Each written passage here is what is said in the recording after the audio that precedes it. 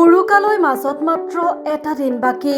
বজালীৰ উত্তৰ অঞ্চল বাঘমাৰাত দীপক দাসে ৰাইজলৈ প্ৰস্তুত কৰিছে শ শ লিটাৰ বাঁহৰ চুঙাৰ দৈ।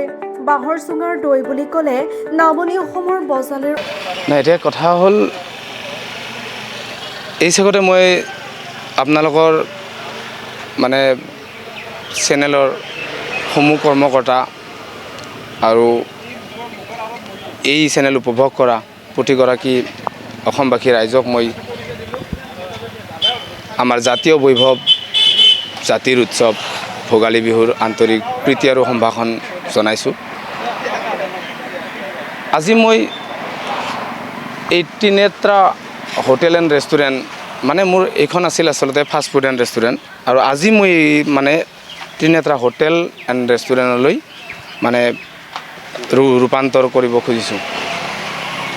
আৰু এইখিনিতে মই আজি আৰু এটা নতুন এটা প্ৰজেক্ট এটা হাতত লৈছোঁ। সেইটো হ'ল মই কোনোদিনে কোনো কাহানিও নকৰা, সেইটো হ'ল বাঁহৰ চুঙাৰ দৈ।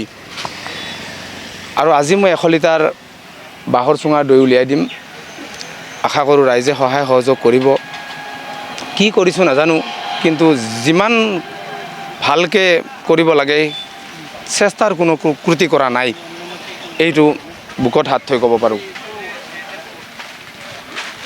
আৰু কথা হ'ল ইয়াৰ লগতে মই আৰু এটা হেৰি কৰিম যে অনলাইন অৰ্ডাৰটো খুলি দিম আজিৰ পৰা। এইটো মানে এইফালে মই পাঠশালালৈকে কভাৰ কৰিম, আৰু উত্তৰে মই চিমলালৈকে কভাৰ কৰিম।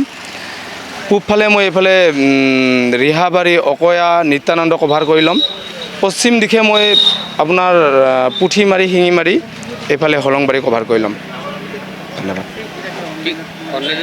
অনলাইন মোৰ মেনুত থকা যিখিনি মোৰ মেনুত খানা আছে গোটেইখিনি আছে। ইতিমধ্যে মই 150 মান খানা এড কৰিছোঁ, আৰু ইয়াতে মিঠাইটো এড হৈ যাব।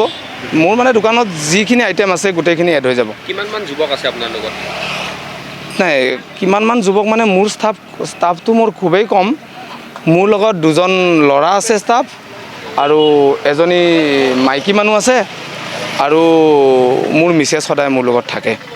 আৰু কথা হ'ল যিখিনি খাদ্য বনাওঁ সেইখিনি মই অকলে বনাওঁ।